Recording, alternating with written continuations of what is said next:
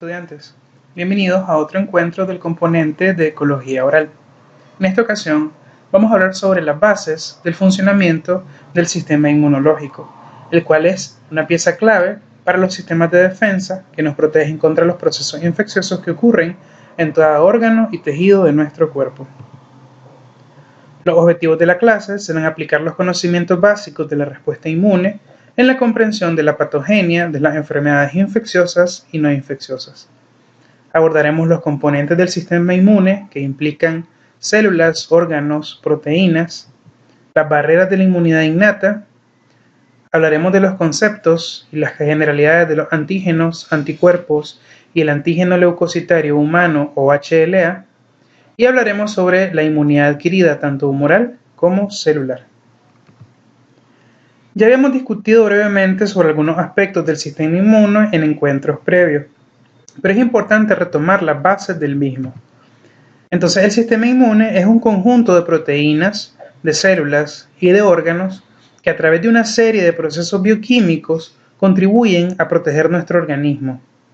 Así, el sistema inmune constituye entonces la defensa natural contra microorganismos, contra alérgenos y contra agentes infecciosos, evitando que desarrollemos ciertos tipos de enfermedades. El principio del funcionamiento del sistema inmune es el reconocimiento de agentes extraños que son ajenos al organismo y que deben ser neutralizados y eliminados antes de que vayan a causarnos un daño. Y esta se lleva a cabo mediante dos ramas principales de la inmunidad. En primer lugar, tenemos a la inmunidad innata, que es la primera respuesta del sistema inmune del cuerpo contra cualquier sustancia dañina o extraña que consta, y esta barrera consta de muchos mecanismos con los cuales contamos desde que nacemos, por eso recibe su nombre. Y en segundo lugar está la inmunidad adquirida, que como su nombre lo indica, corresponde a los mecanismos que vamos desarrollando o adquiriendo conforme nos vamos exponiendo a nuevos microorganismos. Es decir, que el sistema inmune va aprendiendo de cada infección que adquirimos para que si nos volvemos a topar con el mismo microorganismo de nuevo, las defensas logren eliminarlo mucho más rápido. Para poder comprender todos los procesos que explicaremos durante esta sesión, es importante que entendamos bien los términos propios de la inmunología, así que recuerden ir realizando su trabajo independiente del glosario mientras estudian esta conferencia, pues les va a ser de mucha utilidad. En esta tabla podemos ver los componentes o las características diferenciales entre la respuesta inmune innata y la respuesta inmune adquirida. Por ejemplo, la respuesta inmune innata inicia de forma casi inmediata.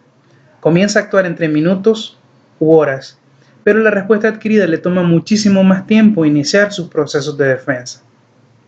En el caso de la inmunidad innata, es una respuesta muy específica, pero únicamente reconoce patrones moleculares asociados a patógenos. ¿Qué quiere decir eso?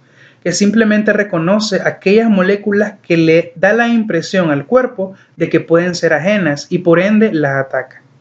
En el caso de la adquirida es altamente específica, pues esta tiene la capacidad de diferenciar pequeños cambios o pequeñas diferencias entre la estructura molecular de un antígeno y de otro, y en función de eso generar sus mecanismos de defensa.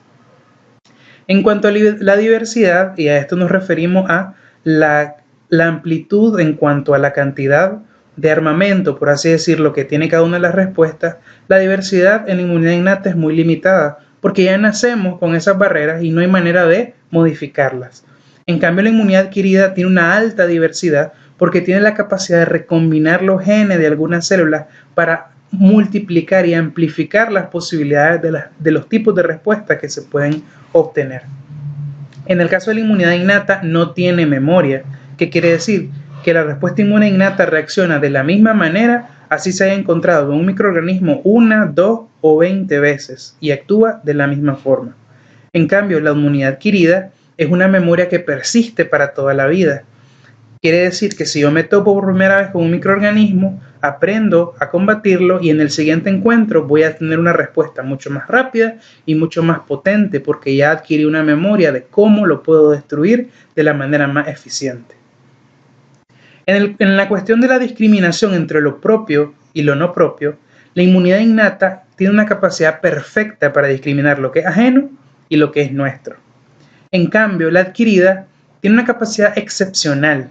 No es perfecta porque hay ciertos fallos ocasionales. Debido a la misma capacidad de recombinación genética, pueden haber errores en las mutaciones de las células que pueden llevar a generar enfermedades autoinmunes, es decir, que el sistema inmunológico reconozca como ajeno algo que realmente es propio y lo termine atacando. En cuanto a los componentes solubles, ya sea en sangre o fluidos, en la respuesta inmune innata tenemos péptidos antimicrobianos y proteínas. Y los componentes solubles de la inmunidad adquirida son principalmente los anticuerpos.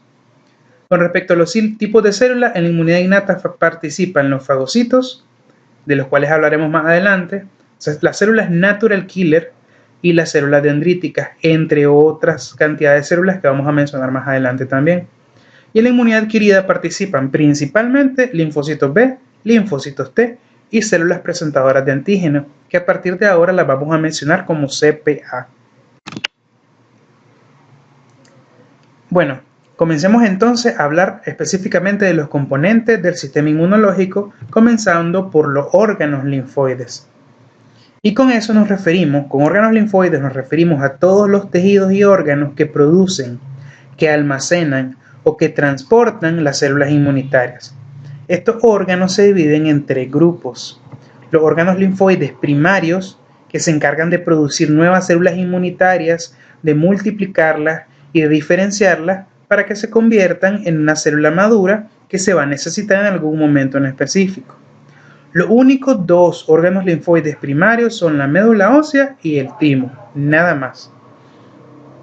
La médula ósea se encuentra bien distribuida en el interior de todos los huesos planos y de todos los huesos largos del cuerpo.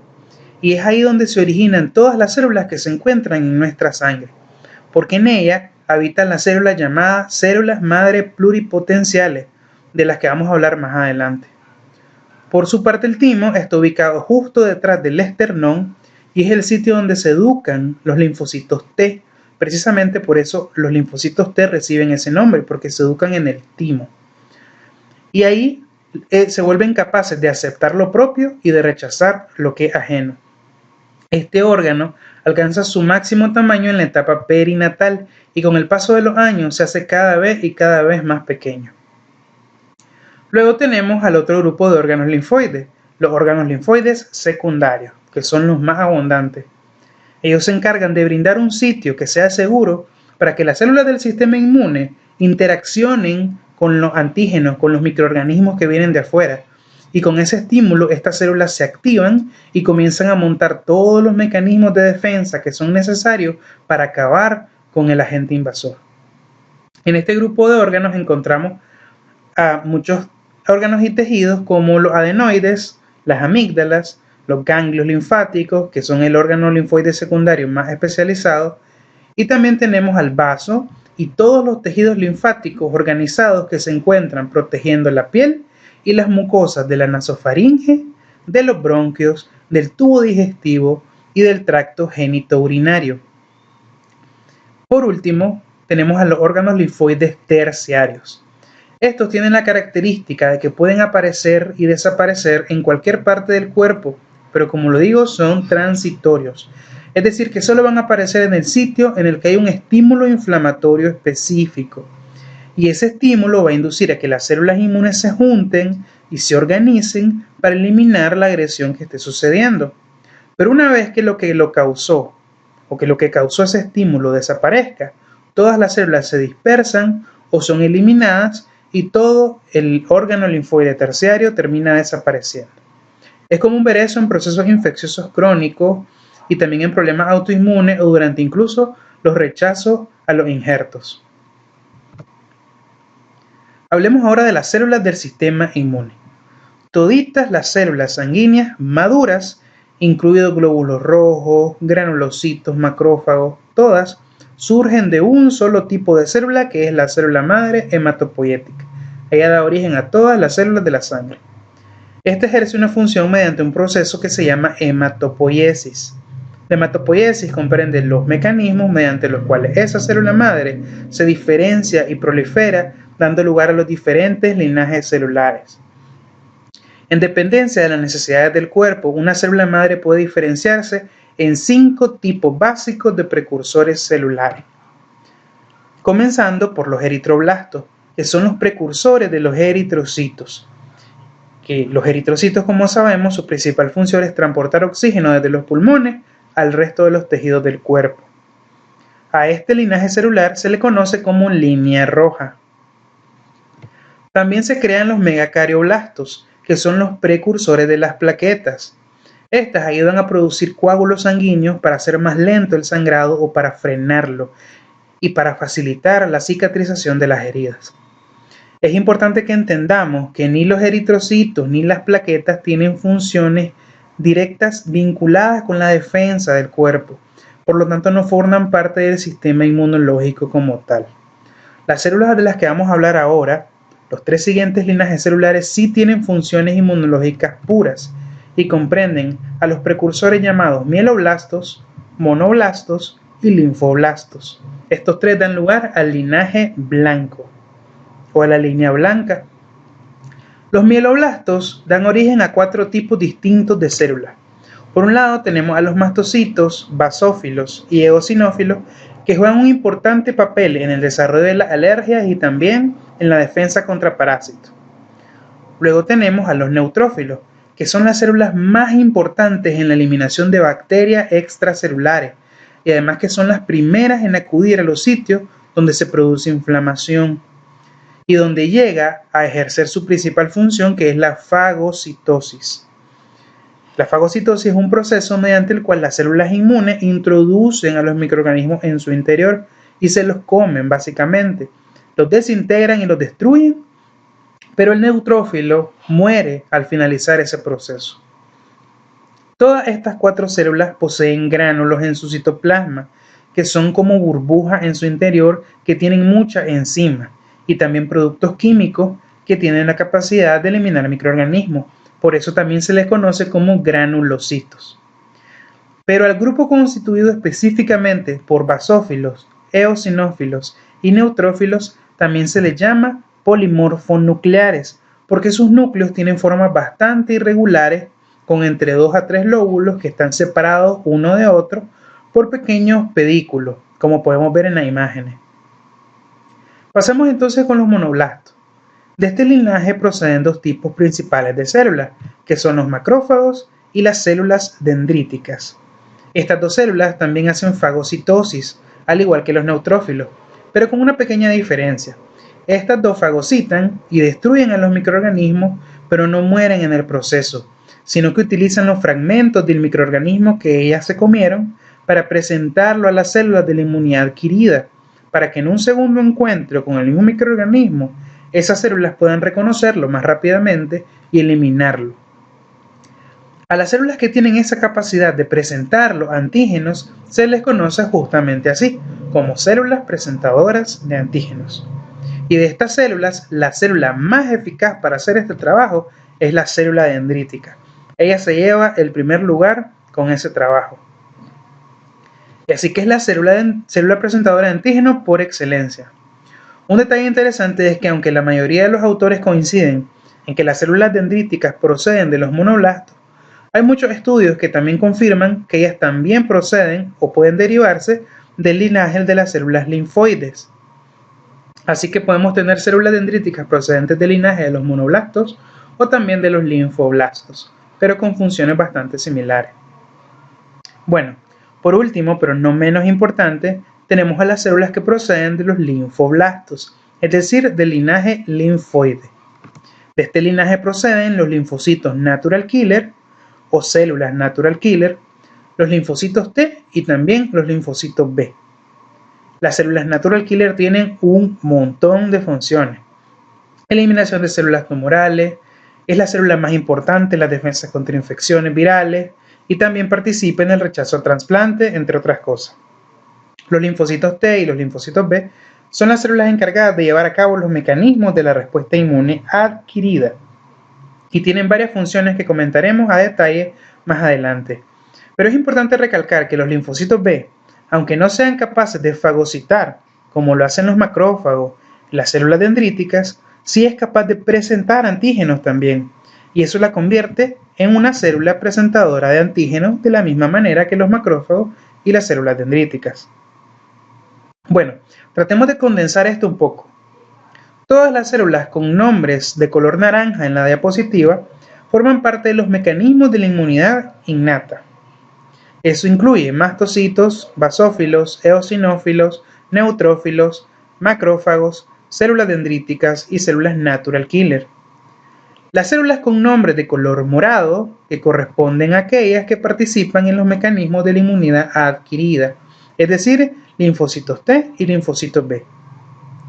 Los basófilos y los eosinófilos y los neutrófilos son conocidos en su conjunto como polimorfonucleares. De todas estas células, los eosinófilos, neutrófilos, macrófagos y células dendríticas son las únicas células con capacidad de fagocitar, por lo que son llamados fagocitos. Y las únicas que tienen capacidad de presentar antígenos son los macrófagos, las células dendríticas y los linfocitos B. Y de hecho, por esta capacidad, estas células funcionan como un puente, por así decirlo, un puente entre la inmunidad innata y la inmunidad adquirida. En el campo de la salud es posible evaluar cómo están los componentes celulares de la sangre mediante una prueba que es bastante conocida y que se llama biometría hemática completa o BHC. Esta aporta información muy valiosa sobre el estado inmunológico, infectológico y hematológico general del paciente. Pero es muy importante que este estudio siempre se evalúe en el contexto del cuadro clínico propio del paciente y no verlo como algo aparte. La hematopoiesis se refleja en los parámetros de la biometría y se debe analizar qué serie celular predomina y en base a la función de esta célula interpretar la biometría. Veamos entonces cuáles de las células que acabamos de estudiar pueden ser evaluadas mediante una biometría y qué significado tienen sus variaciones. Acá tenemos los leucocitos, neutrófilos, linfocitos, eosinófilos, monocitos, el hematocrito, que mide la concentración de eritrocitos en la sangre, y el conteo de plaquetas. Podemos ver los valores normales de cada una de estas células y en función de eso nosotros tenemos que hacer interpretaciones. Los valores normales de los leucocitos es de 4.500 a 10.000 células por milímetro cúbico. De todo ese montón de células conocidas como leucocitos, comenzamos a derivar entonces los porcentajes. De esos 10.000 leucocitos, del 45 al 75% tienen que ser neutrófilos. De esos 10.000 leucocitos, del 18 al 45% deben ser linfocitos. Del 0 al 7% deben ser eosinófilos, del 1 al 10% pueden ser monocitos y así sucesivamente. El hematocrito es un conteo aparte que no tiene nada que ver con el porcentaje de los leucocitos, pero el valor normal es de 35 a 45% y el conteo plaquetario tiene que oscilar entre 150.000 y 450.000 plaquetas por milímetro cúbico de sangre. Ahora, ¿qué pasa entonces si estas células se aumentan? En el caso de los leucocitos, si las células aumentan, lo llamamos leucocitosis, y eso implica que hay un proceso infeccioso o inflamatorio. En el caso de que los neutrófilos se aumenten del porcentaje esperado, que hasta 75%, lo llamamos neutrofilia, y eso implica que el paciente tiene una infección y que esa infección es causada por una bacteria. En el caso de los linfocitos, al aumento de esto por arriba del 45% se le llama linfocitosis e implica que el paciente tiene una infección viral. En el caso de los eosinófilos, un valor por arriba del 7% se le llama eosinofilia e implica que el paciente tiene una infección causada por un parásito. En el caso de los monocitos, un valor por arriba del 10% habla de una monocitosis que implica que el paciente tiene una infección muy severa o en algunos casos infecciones mixtas causadas por más de un microorganismo. A un hematocrito por arriba del 45% se le conoce como poliglobulia y eso implica que el paciente o está deshidratado o tiene una condición llamada policitemia y hay que investigar la causa subyacente de esto. Es importante recalcar que los valores de todas estas células pueden variar en función de la edad de los pacientes. Estos son los valores de referencia en pacientes adultos. En el caso de las plaquetas, Pueden oscilar, como les decía, entre 150 y 450.000, entre 150.000 y 450.000. El aumento de las plaquetas se le conoce como trombocitosis y esto puede implicar muchas cosas. En algunos procesos infecciosos se da en pacientes con cáncer o en pacientes que se les ha realizado esplenectomía, porque recuerden que el vaso también se encarga de eliminar las plaquetas que no han sido, que ya cumplieron su ciclo vital o que ya no van a ser utilizadas. Ahora vamos para el otro extremo. ¿Qué pasa si estas células disminuyen su concentración en la sangre? En el caso de una disminución de leucocitos por debajo de 4.500 se le llama leucopenia. En el caso de una disminución de los neutrófilos por abajo del 45% se le llama neutropenia. En el caso de los linfocitos por debajo del 18% le llamamos linfopenia. En el caso de los eosinófilos por debajo de 0%, o sea que aparezcan en 0%, se les conoce como eosinopenia. Y la disminución del conteo de monocitos se les conoce como monocitopenia. Todas estas disminuciones de esta línea blanca pueden ser debido a muchísimas causas. Puede ser por desnutrición del paciente, no hay suficientes nutrientes para producir células, a infecciones severas, gastamos todito el arsenal del paciente combatiendo la infección y se nos acabaron las células blancas. Puede ser por una aplasia medular, la médula ósea no tiene la capacidad de seguir produciendo células y el conteo disminuye. Puede ser causada por procesos oncológicos como las leucemias o los linfomas. Pacientes que tienen procesos oncológicos y que además están siendo sometidos a quimioterapia o radioterapia también tienen una disminución en su conteo. Procesos autoinmunes, es decir, el sistema inmunológico ataca las propias células del sistema inmune y las disminuye. Pacientes que están presentando por procesos sépticos, infecciones severas nuevamente. Pacientes con síndrome de inmunodeficiencia adquirida, que es muy diferente a hablar de infección por VIH. En esta condición estamos hablando de un paciente en estado terminal de una infección por VIH y se caracteriza principalmente por linfopenia. Y si también tenemos a pacientes con fármacos inmunosupresores por un periodo prolongado, podemos tener disminución de todas estas linajes celulares. Entonces, muchas situaciones pueden conducirnos a una disminución de cualquiera de los conteos de los linajes de la línea blanca. En el caso del hematocrito por debajo de 35 se le llama anemia y puede ser causado también por una aplasia medular, la médula ósea no está produciendo eritrocitos, por procesos hemolíticos, por ejemplo la malaria, que el parásito de la malaria ataca a los glóbulos rojos y los destruye. Entonces el conteo disminuye. En hemorragias, un traumatismo que genera sangrado va a hacer que perdamos sangre, que perdamos glóbulos rojos y eso causa anemia. Deficiencia de nutrientes, como por ejemplo el ácido fólico, el hierro o la vitamina B12 que son esenciales para producir glóbulos rojos. Y también en los pacientes con enfermedad renal crónica, puesto que estos pacientes requieren de una hormona producida por el riñón para estimular a la médula ósea a que produzca glóbulos rojos.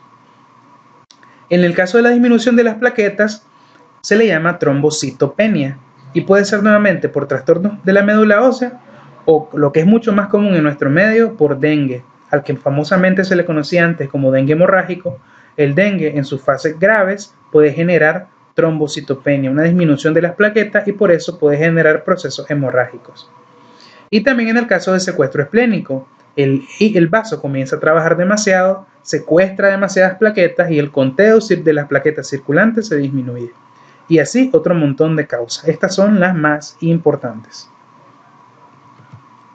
Ahora vámonos directo a hablar de inmunidad innata. Tenemos entonces, dentro de la inmunidad innata, que es el conjunto de mecanismos de defensa contra las infecciones, pero que están listos de forma inmediata en cuanto entramos en contacto con ese microorganismo y actúan de forma rápida contra cualquier patógeno, ya sea virus, bacterias, hongos y parásitos. La inmunidad innata comprende 6 barreras principales.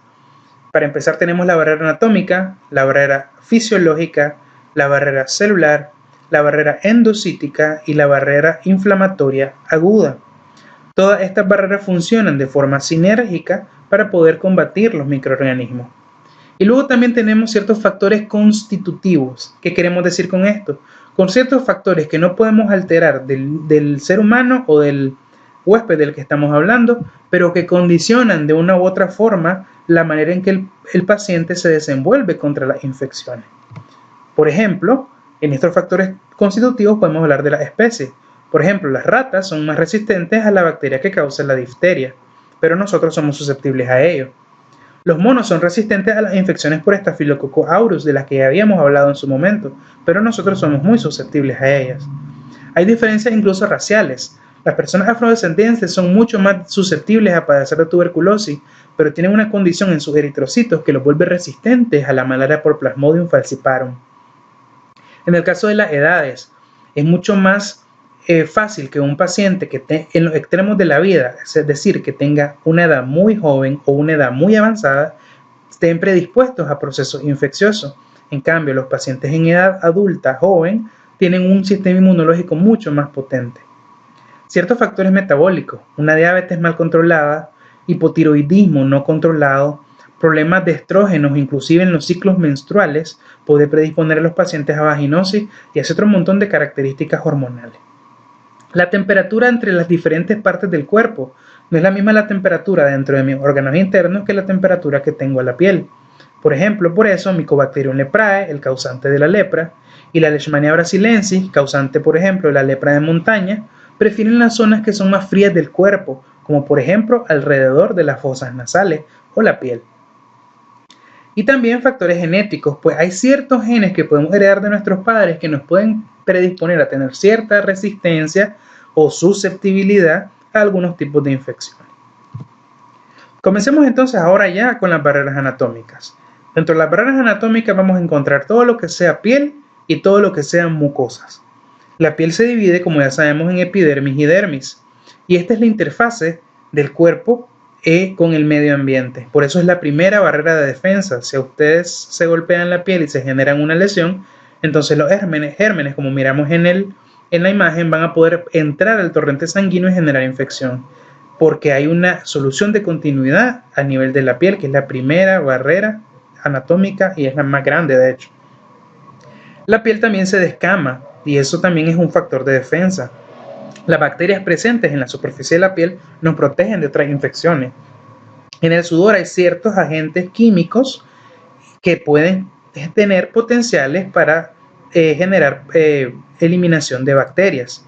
Y también el sebo, los ácidos grasos que producimos en la piel de la cara, por ejemplo, la piel de la espalda, etcétera, etcétera. Esos ácidos grasos tienen propiedades bactericidas. El pH ácido, la piel tiene un pH ácido. Me estoy seguro que más de algunos se ha probado por accidente o a propósito la piel y saben que tiene un sabor particular. Esto es debido al pH ácido que oscila entre 5 y 6. Ese pH evita que ciertas bacterias proliferen en ella. Y luego, en la parte de la dermis, tenemos también células del sistema inmune, como células de Langerhans, que es un tipo de célula dendrítica, los polimorfonucleares, macrófagos, linfocitos, etc.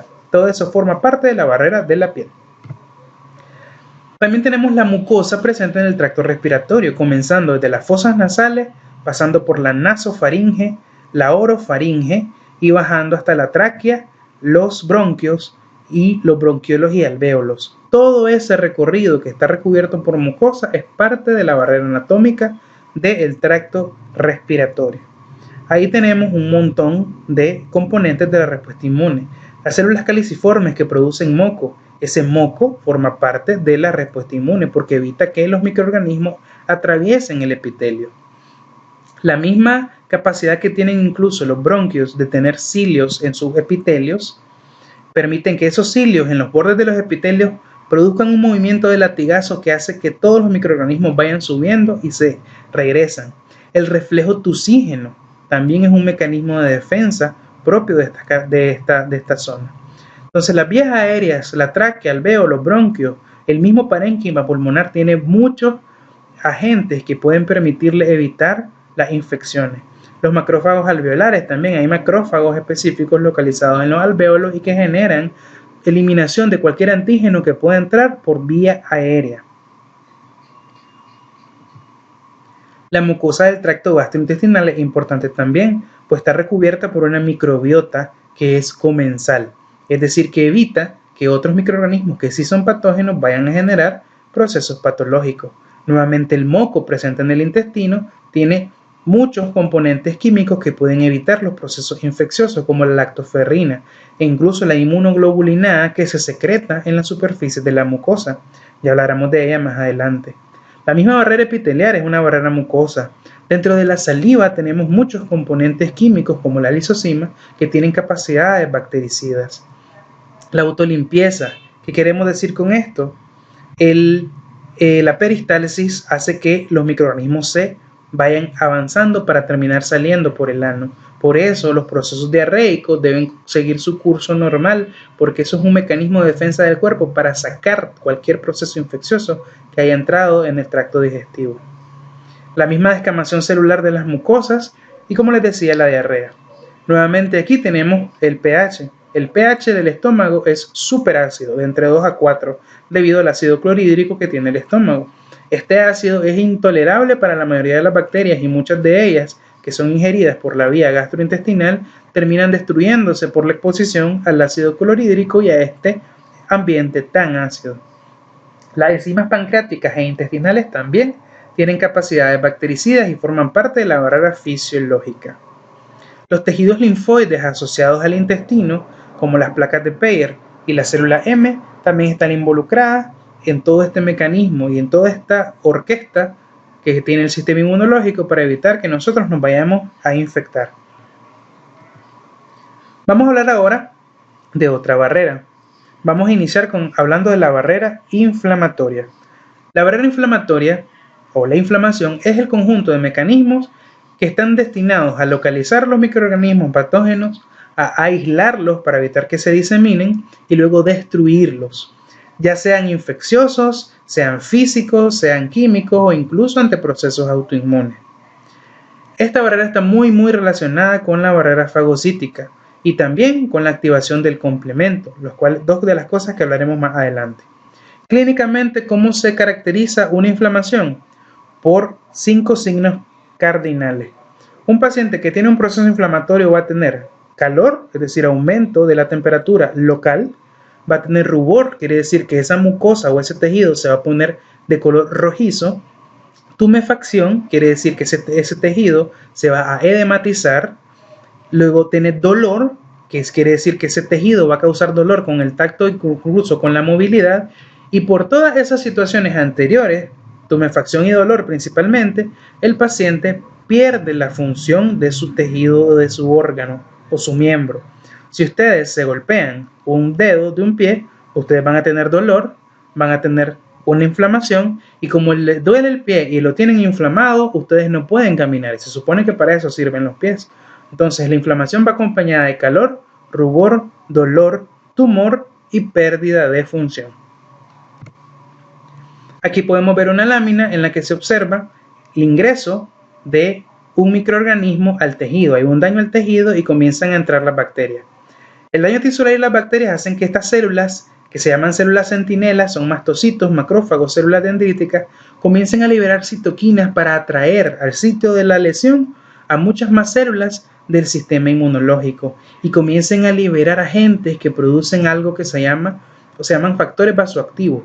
Y estos desencadenan un aumento del flujo de sangre y también hacen que el endotelio de la zona se abra paso para permitir que entre líquido hacia el tejido que está siendo infectado.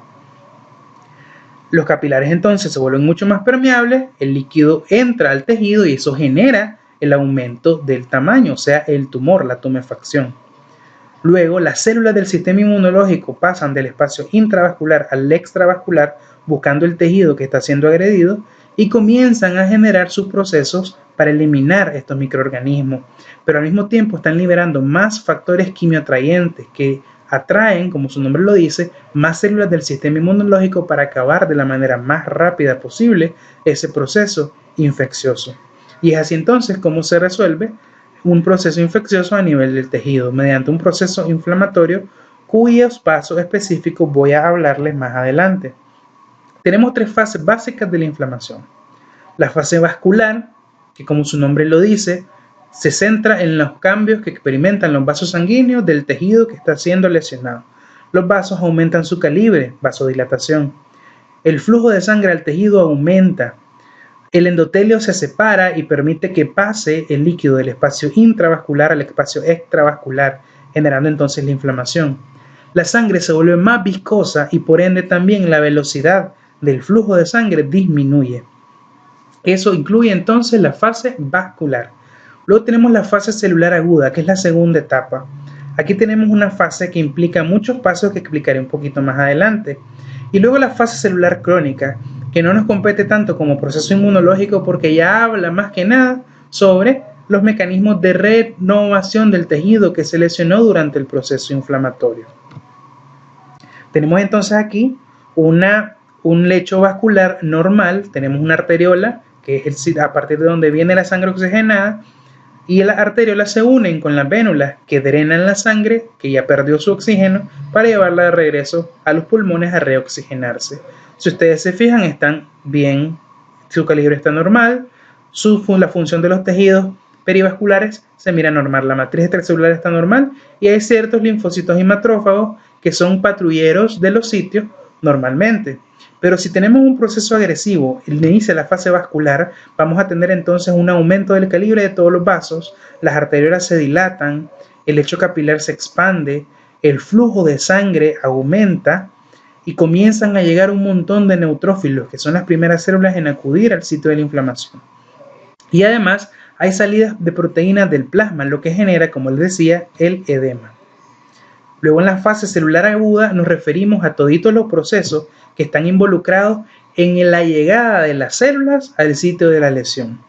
Aquí estamos mencionando un leucocito, puede ser cualquiera, pero el que generalmente llega de primero al sitio de la lesión, como les decía anteriormente, son los neutrófilos. Entonces los neutrófilos, en primer lugar, hacen algo llamado marginación, es decir, salen del flujo sanguíneo normal y se adhieren al endotelio. Ese es el primer paso. Luego comienzan un paso que implica el rodamiento.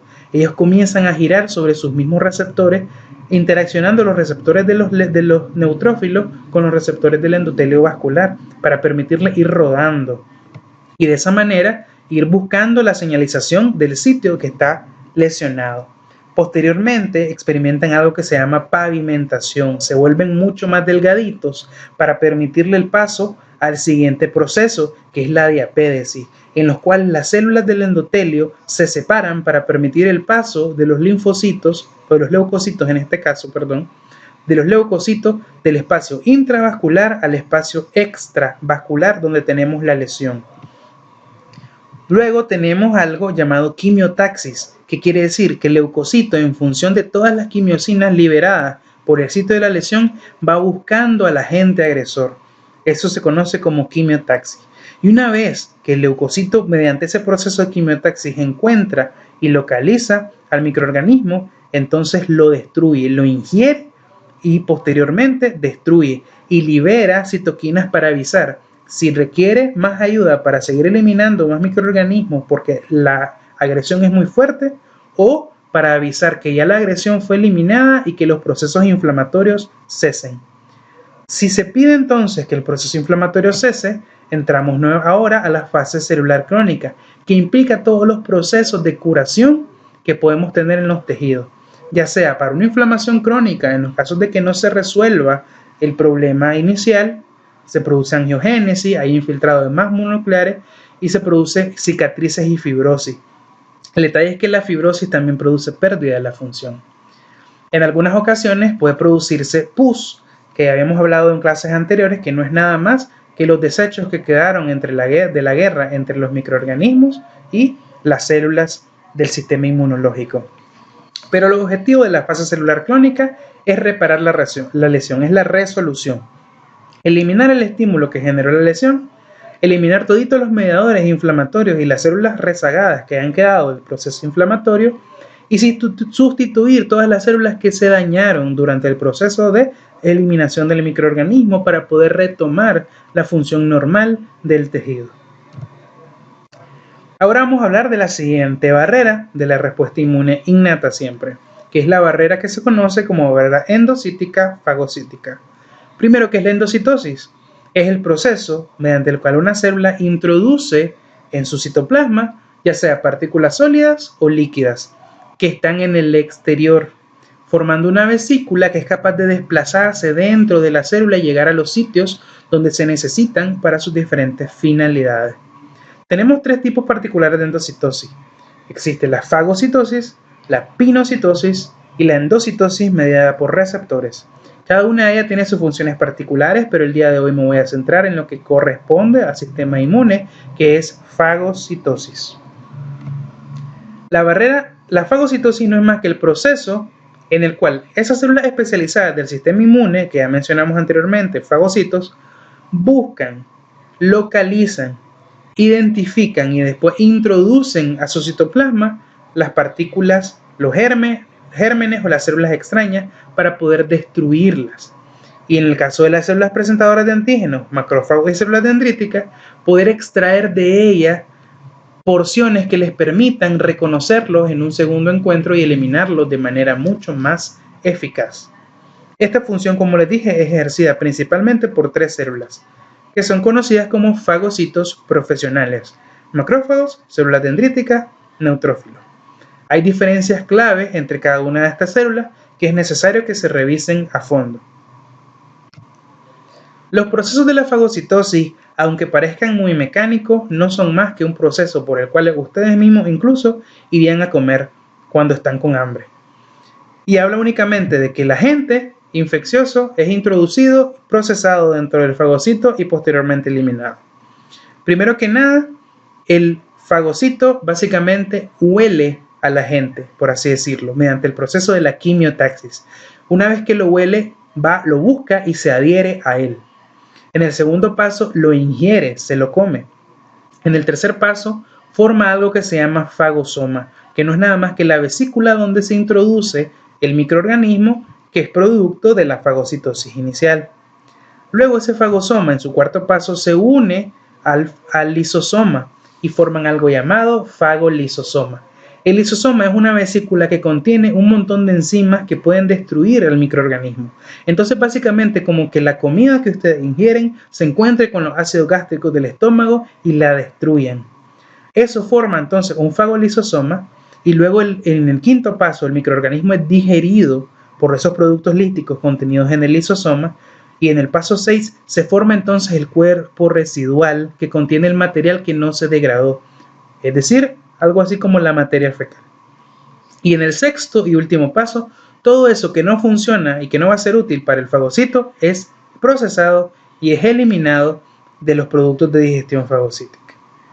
Este proceso de eliminación del microorganismo por los contenidos del lisosoma implican productos químicos que pueden provenir de especies reactivas de oxígeno o de especies reactivas de nitrógeno. Ahora hablemos un poco sobre las barreras fisiológicas. Durante las barreras anatómicas hablamos un poco de barreras fisiológicas, pero no ahondamos mucho. Como barreras fisiológicas tenemos los interferones tipo 1, que son los alfa y beta. Los interferones del tipo 1 son una gran familia de citocinas que median respuestas inmunes tempranas y sobre todo tienen que ver con las infecciones víricas. Estos interferones son producidos por macrófagos, activados por células dendríticas, por células natural killer y células infectadas también por virus, e inducen en las células que están alrededor de la célula que se infectó un estado que se llama estado antivírico. ¿Qué pasa ahí? Las células entonces comienzan a destruir todo su ARN. Eso hace entonces que ninguna proteína se pueda sintetizar y además inhiben la expresión de toditos los genes virales. Y eso parece una buena decisión, pero el problema es que si la célula entra en un estado antivírico demasiado prolongado, no está produciendo proteínas y por ende sus funciones biológicas normales van a estar interrumpidas. El estado antivírico no puede permanecer por demasiado tiempo. Dentro de las barreras fisiológicas también tenemos a las proteínas de fase aguda, que son proteínas que son producidas por el hígado en el caso de que haya procesos inflamatorios o infecciosos. La más común, el representante más básico, es la proteína C reactiva, que se utiliza mucho en la práctica de las ciencias de la salud en el día a día. Hay otro montón de proteínas de fase aguda que se les conoce como positivas y negativas, es decir, que si su valor normal está aumentado, implican un proceso inflamatorio o infeccioso en el caso de las proteínas de fase aguda positivas. Y en el caso de proteínas de fase aguda negativa son aquellas que al disminuirse inducen a la idea de que hay un proceso inflamatorio ocurriendo. Hablemos ahora del sistema del complemento.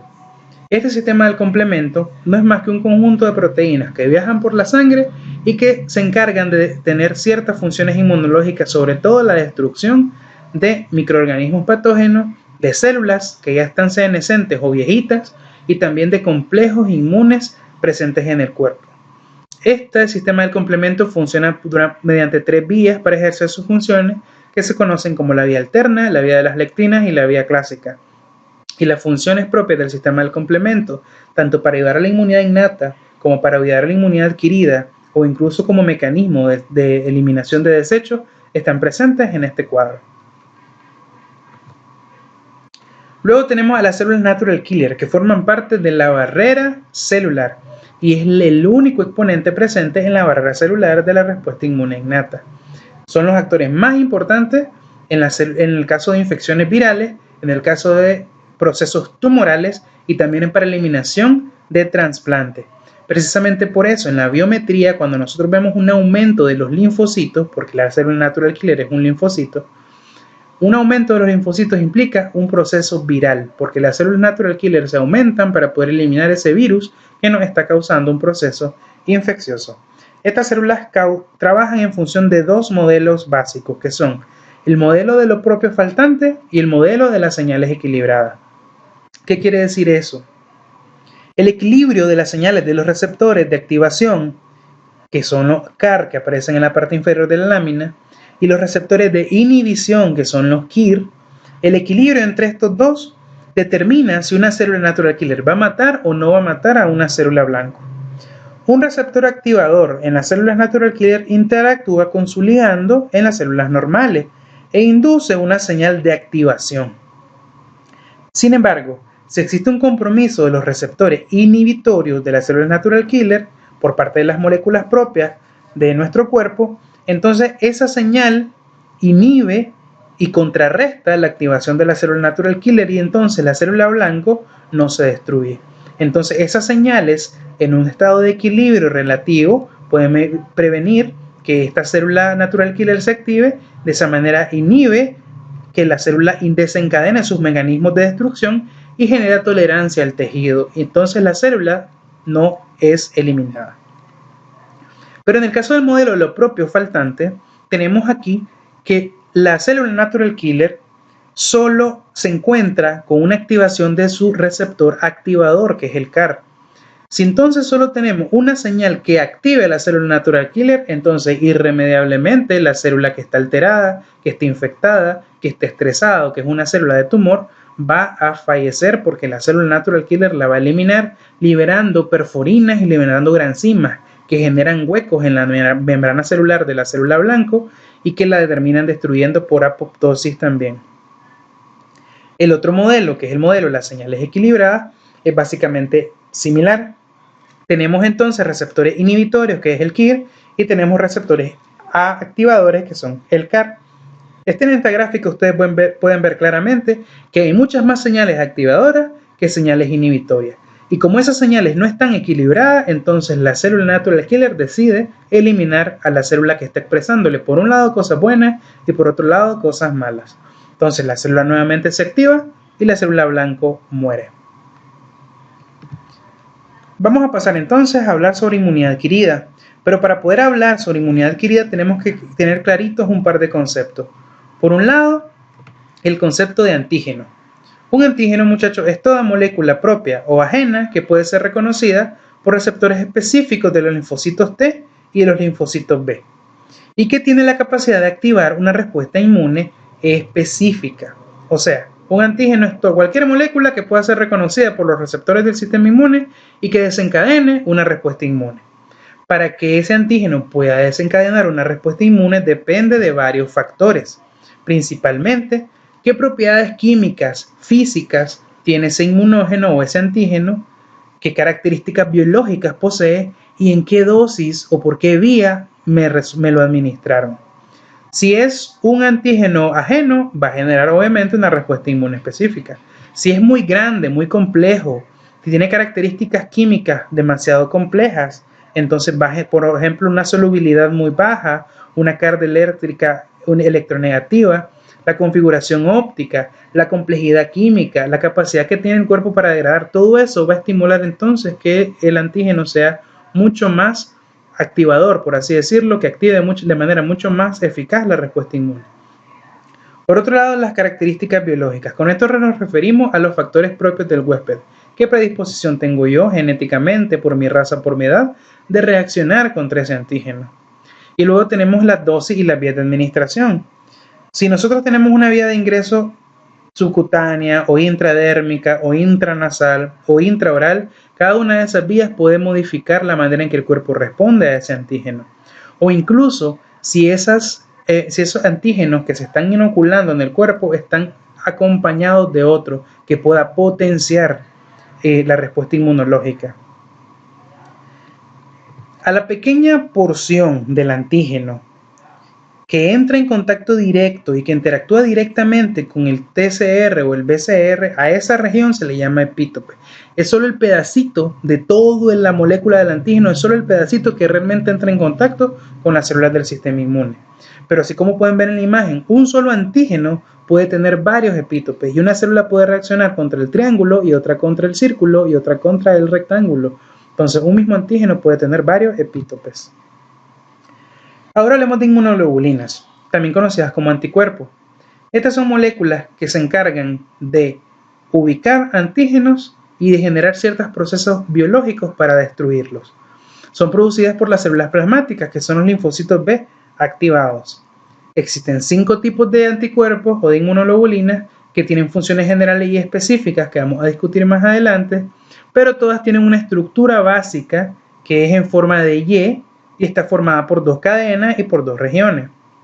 Por un lado tenemos las cadenas pesadas y por otro lado tenemos a las cadenas, las cadenas pesadas están unidas por una región de bisagra que les permite tener esa configuración en forma de Y a estas cadenas pesadas se le añaden 2 cadenas ligeras o livianas que también les permiten generar su configuración espacial.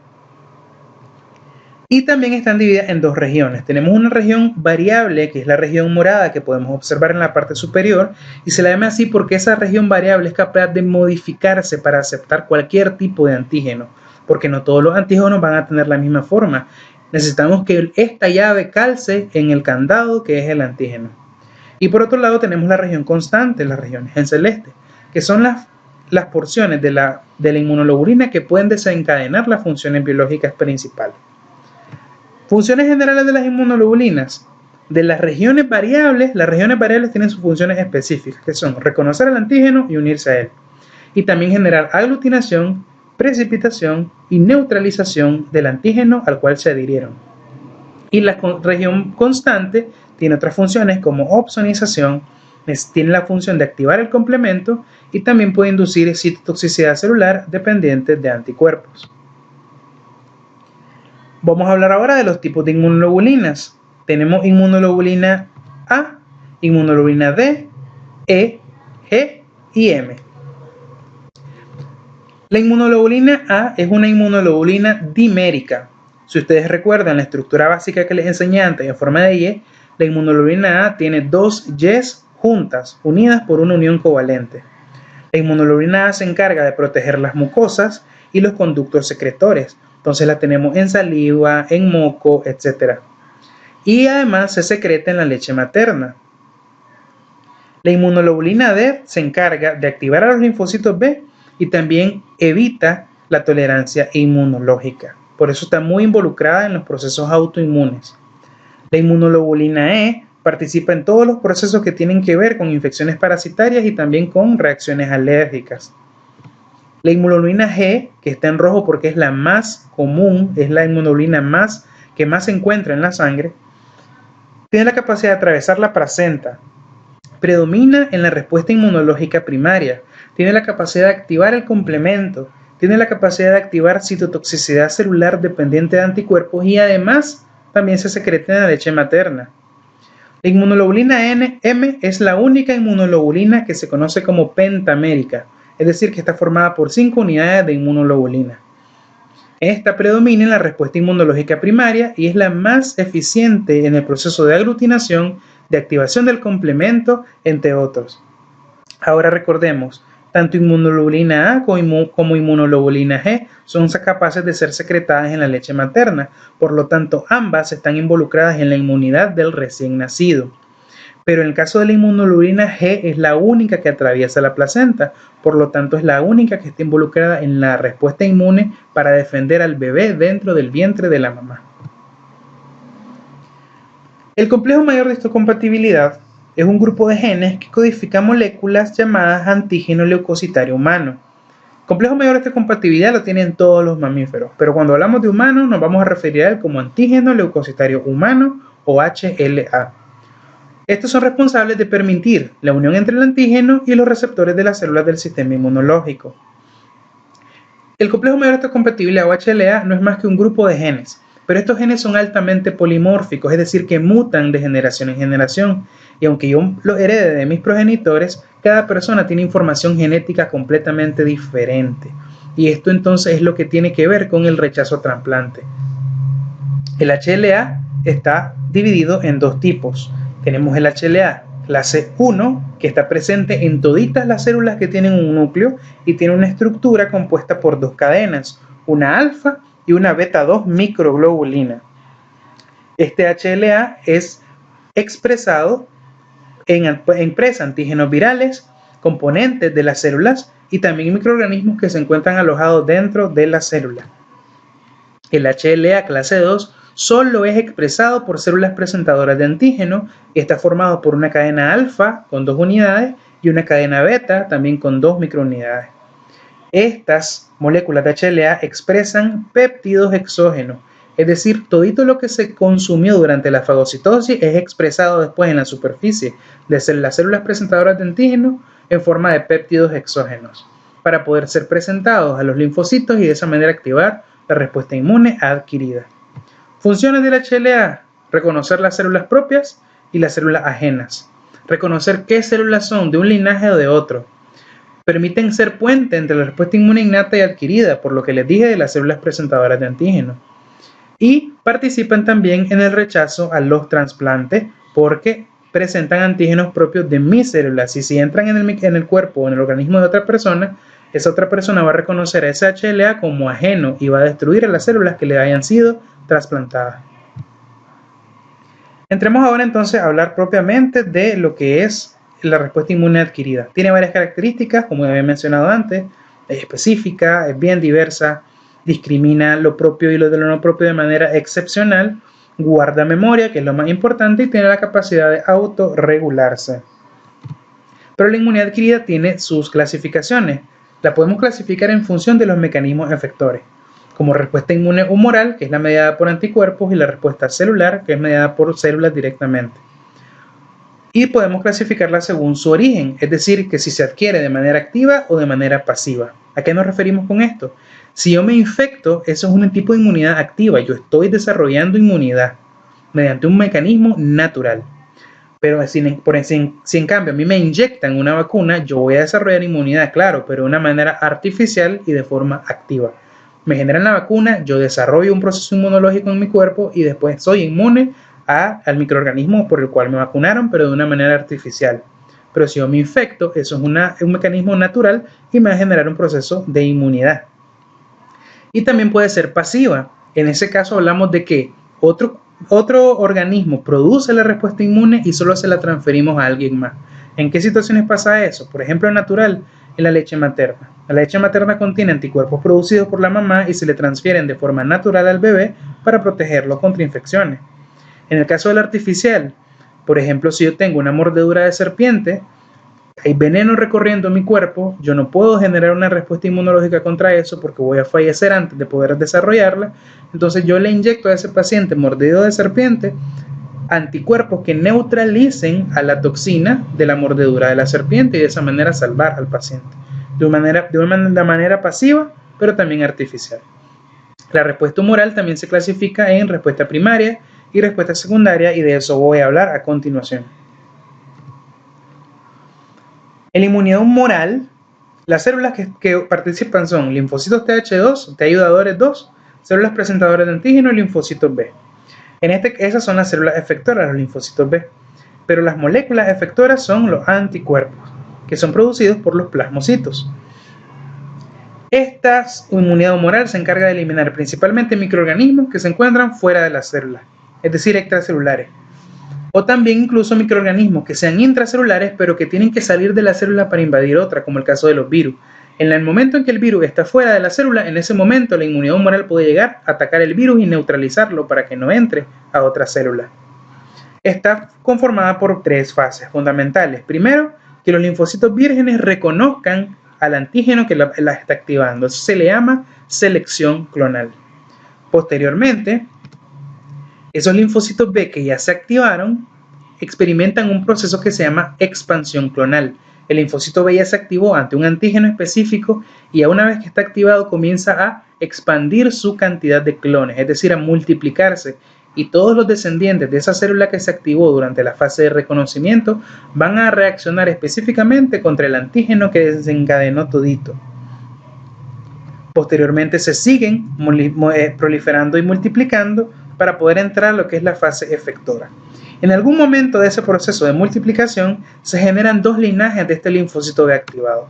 Por un lado tenemos que desarrollar memoria, como les habían dicho anteriormente. Entonces hay un grupo de células de linfocitos B que se van a quedar atrás y van a guardar registro de ese encuentro contra ese antígeno para que en un segundo encuentro sea más efectivo. Y también vamos a generar células plasmáticas, que son las efectoras, que se van a encargar de llegar al sitio donde está la infección y atacar al microorganismo, producir anticuerpos, liberarlos y que ese antígeno sea encapsulado, sea neutralizado u opsonizado, dependiendo del tipo de antígeno, para que el sistema inmunológico pueda posteriormente eliminarlo.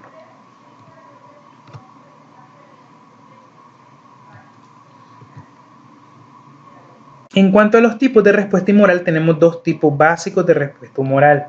Y es lo que les decía anteriormente, la respuesta humoral primaria y la respuesta humoral secundaria. En la respuesta humoral primaria se produce, como el nombre lo dice, en el primer contacto con el antígeno. Aquí se activan linfocitos vírgenes y la respuesta es bien lenta, dura de 1 a 2 semanas. Alcanza un pico máximo entre 5 a 7 días con inmunoglobulina M principalmente, que es la que predomina en la respuesta inmunológica primaria, pero también se produce inmunoglobulina G y otros tipos de inmunoglobulinas, pero en menores concentraciones a lo largo del tiempo. En el caso de la respuesta inmune secundaria, es la que se produce, como su nombre lo dice, en un segundo encuentro con el antígeno. En esta circunstancia, tenemos activación de los linfocitos B de memoria que produjimos en la lámina anterior, y esos linfocitos B de memoria, como ya saben reconocer el antígeno, se multiplican mucho más rápido y desarrollan una respuesta mucho más efectiva, con una mayor producción de anticuerpos. Si ustedes se fijan en el gráfico, la cantidad de inmunoglobulinas que se produce es abismal la diferencia en comparación con la respuesta primaria. Y en este caso la que predomina es la inmunoglobulina G. La inmunoglobulina M se produce, sí, pero en cantidades mucho menores si las comparamos con la inmunoglobulina G. Ahora hablemos de inmunidad celular. Cambiemos un poquito el disco. La inmunidad celular está mediada por linfocitos Th1, células presentadoras de antígeno, linfocitos T citotóxicos, que son los efectores, y células natural killer también, macrófagos, neutrófilos y eosinófilos. Pero las moléculas efectoras, las que terminan haciendo el daño a la célula blanco, son las perforinas, las granzimas y algunas citoquinas. La inmunidad celular se encarga de eliminar microorganismos que estén dentro de la célula, microorganismos que los anticuerpos no pueden alcanzar, ya sean virus, bacterias, hongos, parásitos, pero que estén dentro de la célula. También se encarga de eliminar células tumorales y células de trasplante. En este gráfico podemos ver las fases de la respuesta inmune celular, que son bastante similares a las fases de la respuesta inmune humoral. Tenemos un reconocimiento, tenemos activación de las células y expansión clonal y diferenciación. Lo único diferente acá es que tenemos 2 linajes celulares proliferando. Tenemos linfocitos TCD4, que son los encargados de estimular al final las células de memoria y la respuesta inmune de tipo humoral y celular. Y tenemos aquí también linfocitos T citotóxicos o los CD8, que pasan de ser vírgenes a ser citolíticos y son los encargados de ir al punto y destruir a las células que están siendo infectadas. Son las células efectoras entonces de la inmunidad celular. La inmunidad celular tiene 4 mecanismos efectores, o sea, puede generar su daño de 4 maneras distintas. por citotoxicidad celular directa específica o CCDE, que es producido por linfocitos T citotóxicos y por células presentadoras de antígeno, citotoxicidad celular directa inespecífica, y se llama inespecífica porque es producida por una célula natural killer que pertenece a la inmunidad innata, pero al final es un tipo de inmunidad celular. La citotoxicidad celular dependiente de anticuerpos, que requiere un anticuerpo adherido a una célula blanco para poder generar su proceso inmunológico y es generada por natural killer, macrófagos, eosinófilos y neutrófilos. Y por último tenemos la hipersensibilidad retardada o hipersensibilidad tipo 4, que está a cargo de los linfocitos Th1 y de los macrófagos. En el caso de la CCDE y la CCDI tenemos un proceso bastante similar. La célula efectora, que en este caso un linfocito T o puede ser una célula natural killer, entra en contacto con una célula blanco. Reconoce mediante las moléculas de HLA tipo 1 que esa célula no es una célula del cuerpo, número 1, o que está siendo invadida por un microorganismo intracelular.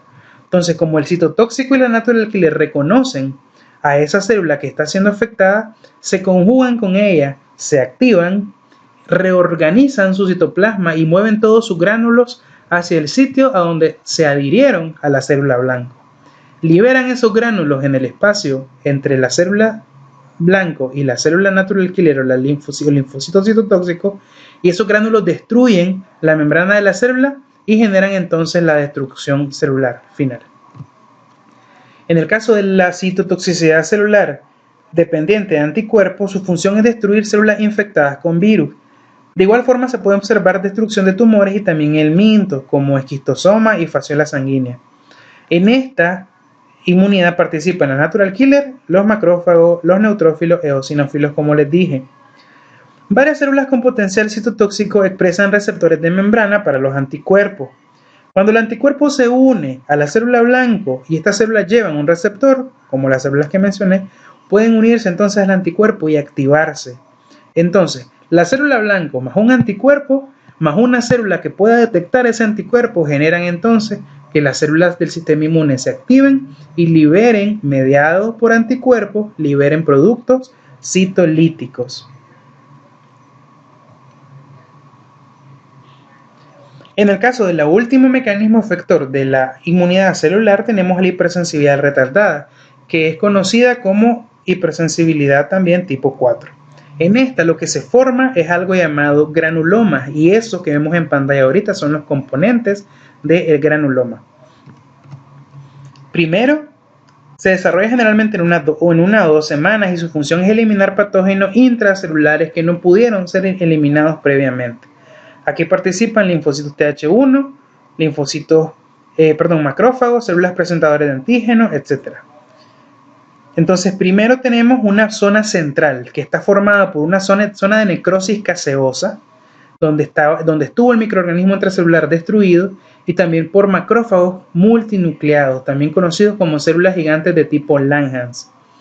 Luego tenemos una zona intermedia que está compuesta principalmente por macrófagos que se activaron y que se agruparon formando una barrera como parecida a los epitelios. Y luego tenemos una zona periférica que está formada por linfocitos Th1, por neutrófilos y también por fibroblastos que rodean y generan una cápsula alrededor del microorganismo que generó todo el proceso para evitar que este microorganismo se disemine. Dentro de los microorganismos que producen este tipo de procesos tenemos este listado. Pueden ser tanto bacterias como Mycobacterium tuberculosis, pueden ser hongos, algunos de los cuales ya vimos como Candida e Histoplasma, pueden ser parásitos intracelulares como Leishmania y algunos incluso agentes químicos como hiedra venenosa, sales de níquel, colorantes para el pelo incluso. Bueno, espero que hayan logrado comprender la conferencia de hoy y mucho éxito en su actividad.